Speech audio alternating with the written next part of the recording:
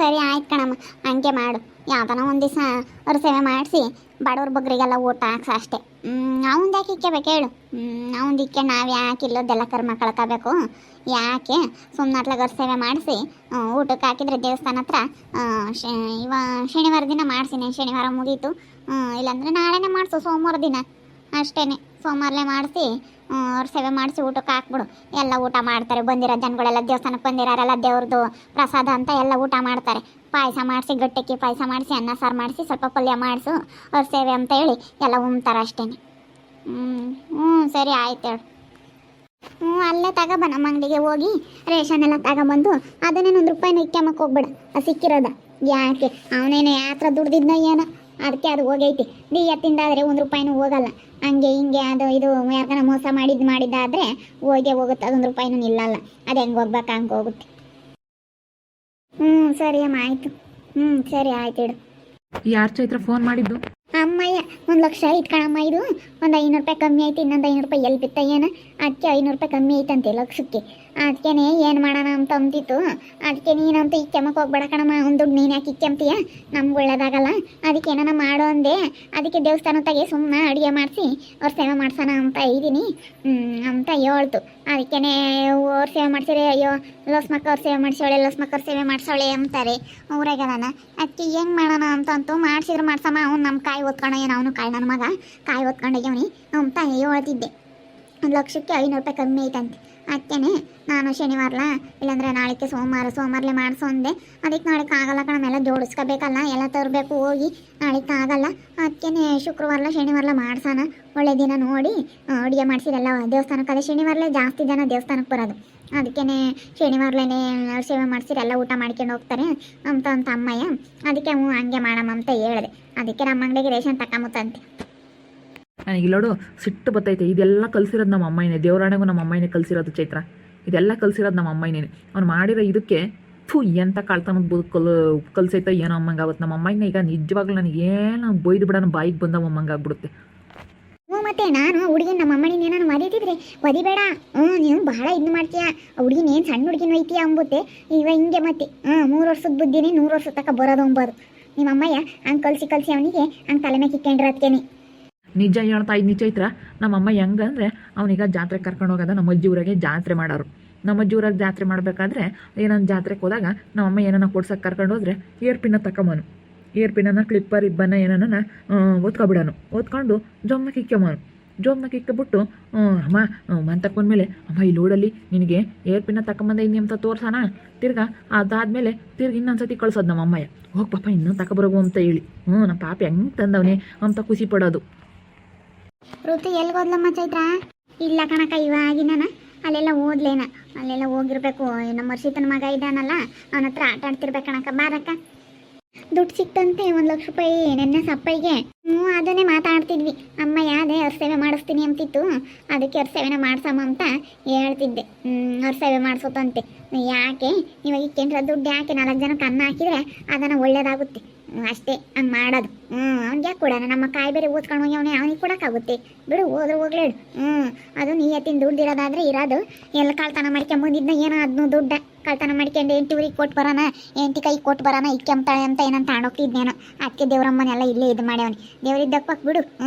ಅದಕ್ಕೆ ನಮ್ಮ ಅಮ್ಮಯ್ಯ ಪಾಯಸ ಅನ್ನ ಸಾರೆಲ್ಲ ಮಾಡಿಸಿ ಗುಡಿ ತಗರ್ ಸೇವೆ ಮಾಡಿಸಿ ಎಲ್ಲ ಊಟ ಮಾಡ್ಕೊಂಡು ಹೋಗ್ತಾರೆ. ದೇವಸ್ಥಾನಕ್ಕೆ ಬಂದಾರೆ ದೇವ್ರ ಪ್ರಸಾದ ಅಂತ ಹೇಳಿ ಅಷ್ಟೇ ಹೆಂಗೆ ಮಾಡೋದು ಅಂತ. ಹುಡುಗೇನಾಗೆ ಅಂಥದ್ದಾಗೈತೆ ಹೇಳತ್ಲಾಗೆ. ಯಾಕಂತ ಬುದ್ಧಿ ಕಲ್ತಾನ ಅವನು? ಯಾಕನಾಗಲಿ ಓದ್ಕೊಂಡು ಹೋಗೋದು? ಶಿಲ್ಪಕ್ಕ ನಮ್ಮ ಅಮ್ಮಾಯಿ ಕಲಿಸಿರೋದು. ಎಲ್ಲಿಗಾನ ಹೋಗ್ಲಿ ಒಂದು ಹಣ್ಣು ಅಂಗಡಿ ತಕ್ಕ ಹೋಗ್ಲೇಳು, ಹಣ್ಣು ತಕ್ಕಮ್ಮನು.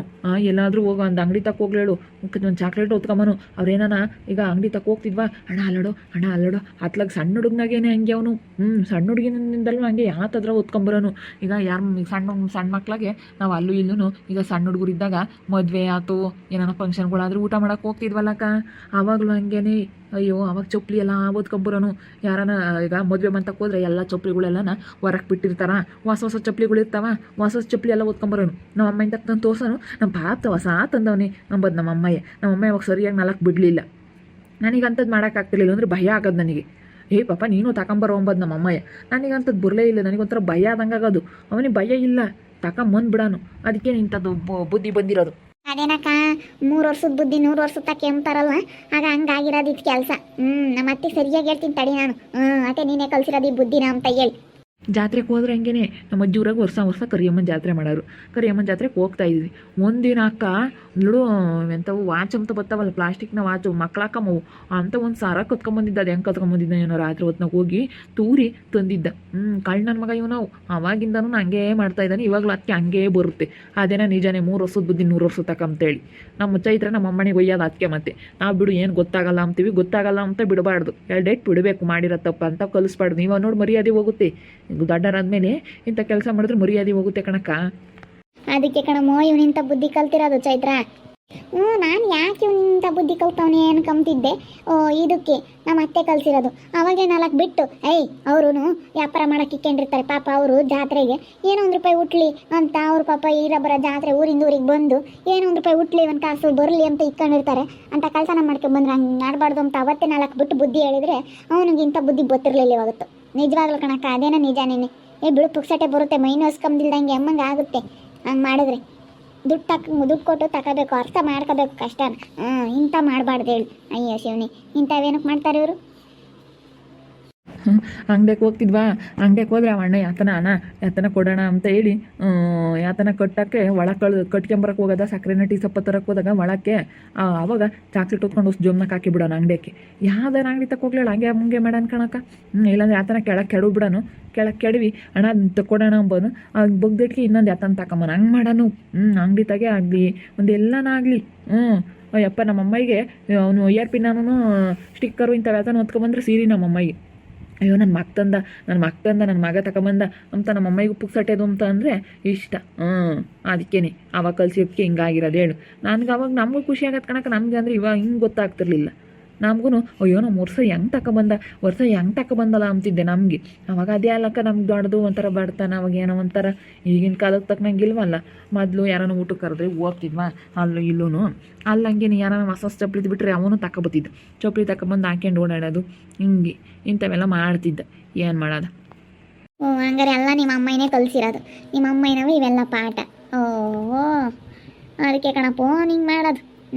ಬಿಡತ್ತ ಹೋಗಿ, ಯಾಕೆ ನೀವು ಟೆನ್ಷನ್ ತಗೊಂತೀರಿ. ನಾವೆಷ್ಟೇ ಟೆನ್ಷನ್ ತಗಬಾರ್ದು ಅಂತ ಇದ್ದಂಗೆಲ್ಲ ಅವ್ನ ತಲೆ ಕೆಡಿಸ್ತಾನೆ ಕಣಕ್ಕ. ಟೆನ್ಷನ್ ತಮ್ಮದಂಗೆ ಅದು ಹೆಂಗೆ ಇರಕ್ಕೆ ಇವಾಗ ನೋಡು ಕಾಯಿ ಹೊತ್ಕೊಂಬಂದವನೆ. ಅವ ಅತ್ತೇರು ಏನು ಅಂತಾರೆ ನಮ್ಮನ್ನು, ನೋಡಪ್ಪ ನಿನ್ನ ತಮ್ಮ ಹಿಂಗೆ ಬಂದಿದ್ದ ಹಿಂಗೆ ಕಾಯಿ ಕತ್ಕೊಂಡು ಹೋದ ಅಂತ ನಮ್ಮ ಮಾಮಂಗೆ ಹೊಮ್ತೈತೆ. ನಮ್ಮ ತಾಗಿ ನಿನ್ನ ತಮ್ಮ ಕಣಪ್ಪ ಹೊಮ್ತೈತಿ. ನಮಗೆ ಮರ್ಯಾದೆ ಹೋಗಲ್ವಿ. ಸುಮ್ಕಿರಿ, ಯಾಕೆ ಟೆನ್ಷನ್ ತಗೊಂತೀರಾ. ಆ ಹೊತ್ತಿಗೆಲ್ಲ ಹೇಳ್ತೀನಿ ನಾನು ಸರಿಯಾಗಿ. ನೋಡಿ ನೀನು ಎಂಥ ಬುದ್ಧಿ ಕಲ್ಸಿದ್ಯಾ ನಿನ್ನ ಮಗುಗೆ ಅಂತೇಳಿ ಯಾರನ್ನ ಅಂದಾಗ ಗೊತ್ತಾಗುತ್ತೆ. ನನಗೆ ಗೊತ್ತಿಲ್ಲ ಅಂತ ಅಂದ್ಕೊಂಡೈತಿ ಹಂಗೆ ಅಂತಿಂತಾಡಿ.